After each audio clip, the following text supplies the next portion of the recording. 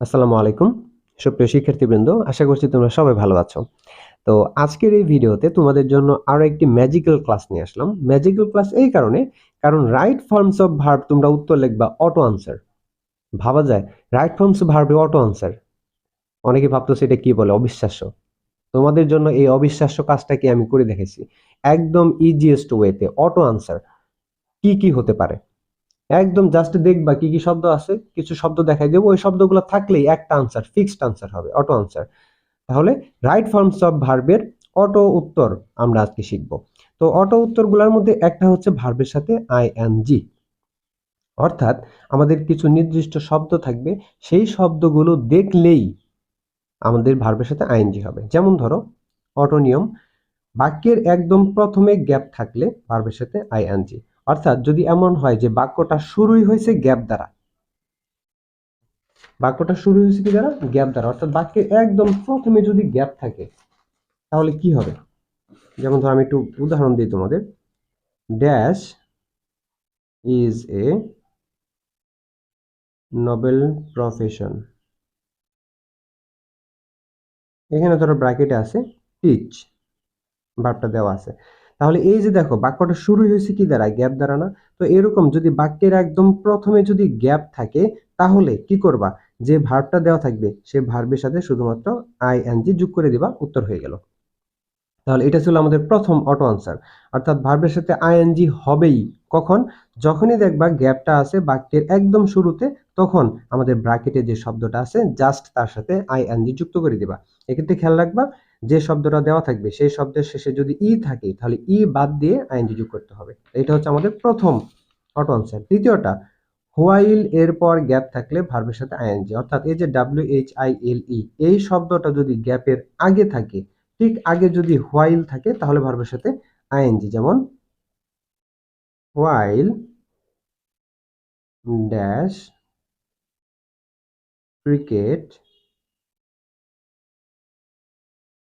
Called me. Okay, তাহলে দেখো gap, এই যে গ্যাপ, গ্যাপের ঠিক আগে কি আছে? While, WHILE, while. এই শব্দটা যদি গ্যাপ এর ঠিক আগে থাকে তাহলে এখানে যে শব্দটা থাকবে, ধরো প্লে আছে এখানে, গ্যাপের আগে যদি হোয়াইল থাকে তাহলে গ্যাপের যে শব্দটা থাকবে তার সাথে অবশ্যই আইএনজি যুক্ত হবে। এটা গেল আমাদের দ্বিতীয় অটো নিয়ম। তৃতীয়, প্রিপজিশনাল ফ্রেজ, অর্থাৎ আমাদের কিছু শব্দ মুখস্থ করতে হবে। যেমন with a view to, look forward to, looking forward to, come forward to, coming forward to, use to. এই যে শব্দগুলো, এগুলোকে বলা হয় প্রিপজিশনাল ফ্রেজ।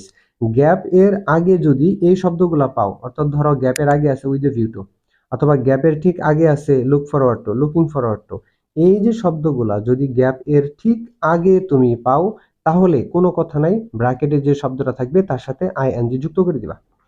যেমন I called him with a view to, dash him. এখানে ধরো ব্র্যাকেটে আমাদের শব্দটা আছে হেল্প। তাহলে গ্যাপের আগে কি আছে? With a view to. তো উইথ এ ভিউ টুর জায়গায় থাকতে পারতো look forward to, looking forward to, come forward to. অর্থাৎ এই প্রিপজিশনাল ফ্রেজগুলো মুখস্থ করে নাও। তো এই শব্দগুলা প্রিপজিশনাল ফ্রেজ যেগুলো আছে, প্রিপজিশনাল ফ্রেজ যদি থাকে তাহলে সেখানে গ্যাপের পর আমাদের ভার্ব যেটা থাকবে, ব্র্যাকেটের ভার্বটা, সেই ভার্বের সাথে আইএনজি যোগ করে দিতে হবে। তো এখানে যেমন আমরা বসাইছি উইথ দ্য ভিউ টু, তো উইথ দ্য ভিউ টুর জায়গায় come forward to, look forward to থাকতে পারতো, এগুলো থাকলেও আমাদের ভার্বের সাথে আইএনজি। তো তারপর হচ্ছে আমাদের 4 নাম্বার যে অটো নিয়ম, সেটা হচ্ছে গ্যাপের আগে যদি মেইন ভার্ব থাকে তাহলে ভার্বের সাথে আইএনজি হবে। যেমন উদাহরণটা হচ্ছে ধরো আই স্টার্ট, এখানে ধরো ব্র্যাকেটে আছে থিঙ্ক। তো থিঙ্ক যদি হয় তাহলে এর আগে দেখো কি আছে? ভার্ব, মেইন ভার্ব আছে। তো গ্যাপের আগে যদি মেইন ভার্ব থাকে তাহলে ব্র্যাকেটে যে ভার্বটা থাকবে তার সাথে আইএনজি যোগ করে দিবা। কিন্তু যদি উদ্দেশ্য থাকে তাহলে টু প্লাস ভার্ব ওয়ান। তবে উদ্দেশ্যটা থাকে না, ম্যাক্সিমাম সময় ভার্বের সাথে আইএনজি যোগ করে দিতে হয়। তো উদ্দেশ্য আছে কিনা কিভাবে বুঝবা?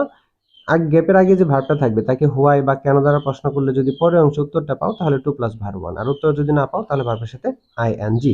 তো এটা গেল আমাদের হচ্ছে ভার্বের সাথে আইএনজি এর অটো নিয়ম। তাহলে কখন আমরা ভার্বের সাথে আইএনজি বসাই দিব? রাইট ফর্ম ভার্বের ক্ষেত্রে 4টা ক্ষেত্রে।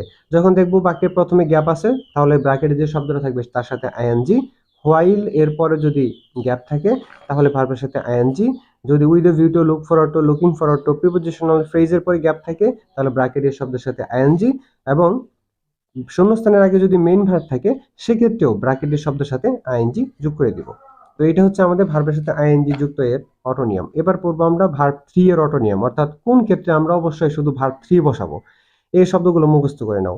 যদি গ্যাপের আগে এই শব্দগুলো পাও তাহলে ব্র্যাকেটে যে শব্দটা থাকবে তার সাথে জাস্ট ইডি যোগ করে দিবা, ভার্ব 3 হয়ে যাবে। সবসময় ইডি যোগ করবা না, কিন্তু 90% ক্ষেত্রে ভার্বের শেষে ইডি যোগ করলে সেটা ভার্ব 3 হয়ে যায়। তাহলে এই শব্দগুলো যদি এই যে এরকম, যেমন ধরো বি আছে, we must, he must be dash punish, তাহলে গ্যাপের আগে কি আছে বি, তার মানে এখানে ব্র্যাকেটে যে শব্দটা আছে সেটা ভার্ব 3 হয়ে যাবে। ইডি যোগ করে দিলাম, ভার্ব 3 হয়ে গেল। ম্যাক্সিমাম শব্দের শেষে যদি ইডি যোগ করে দেওয়া হয় সেটা ভার্ব 3 হয়ে যায়। তো এখানে যদি গেট থাকতো, হি মাস্ট গেট, তারপর এখানে ভার্ব, তাহলেও পানিশড হয়ে যায়, তো ভার্ব 3 হইতো। তাহলে এই শব্দগুলো যদি গ্যাপের আগে পাও তাহলে অবশ্যই ভার্ব 3 হবে। এটা হচ্ছে আমাদের ভার্ব 3 এর অটোনিয়াম।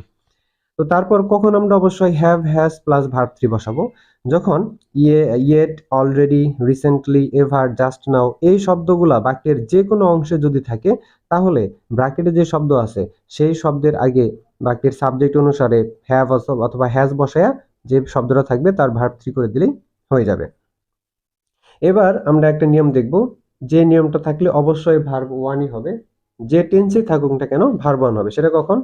যদি গ্যাপের আগের অংশে লেট থাকে, মেক থাকে, বা did, did not, don't, doesn't যদি থাকে, অর্থাৎ এই শব্দগুলো যদি আমাদের গ্যাপের আগের অংশে থাকে তাহলে ব্র্যাকেটে যে শব্দটা থাকবে সেই শব্দটাই বসাই দিবা, আনসার সেটাই হবে। ভার্ব 1 কখন হবেই? ভার্ব 1 তখন অবশ্যই হবে যখন গ্যাপের আগের অংশে লেট, মেক এই শব্দগুলো যদি গ্যাপের আগের অংশ থাকে তাহলে অবশ্যই ভার্ব 1 হবে।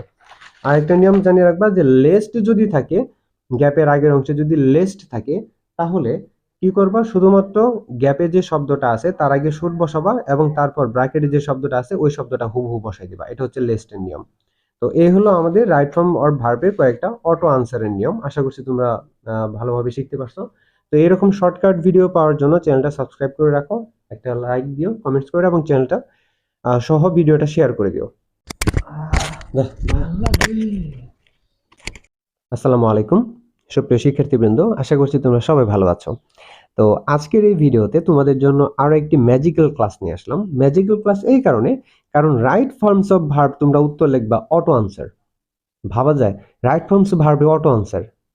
অনেকে ভাবতো সেটা কি বলে, অবিশ্বাস্য। তোমাদের জন্য এই অবিশ্বাস্য কাজটাকে আমি করে দেখেছি একদম ইজিয়েস্ট ওয়েতে। অটো আনসার কি কি হতে পারে একদম জাস্ট দেখবা কি কি শব্দ আছে, কিছু শব্দ দেখাই দেবো, ওই শব্দগুলো থাকলেই একটা আনসার, ফিক্সড আনসার হবে, অটো আনসার। তাহলে রাইট ফর্মস অফ ভার্বের অটো উত্তর আমরা আজকে শিখব। তো অটো উত্তরগুলোর মধ্যে একটা হচ্ছে ভার্বের সাথে আইএনজি, অর্থাৎ আমাদের কিছু নির্দিষ্ট শব্দ থাকবে, সেই শব্দগুলো দেখলেই আমাদের ভার্বের সাথে আইএনজি হবে। যেমন ধরো অটোনিয়ম, বাক্যের একদম প্রথমে গ্যাপ থাকলে ভার্বের সাথে আইএনজি। অর্থাৎ যদি এমন হয় যে বাক্য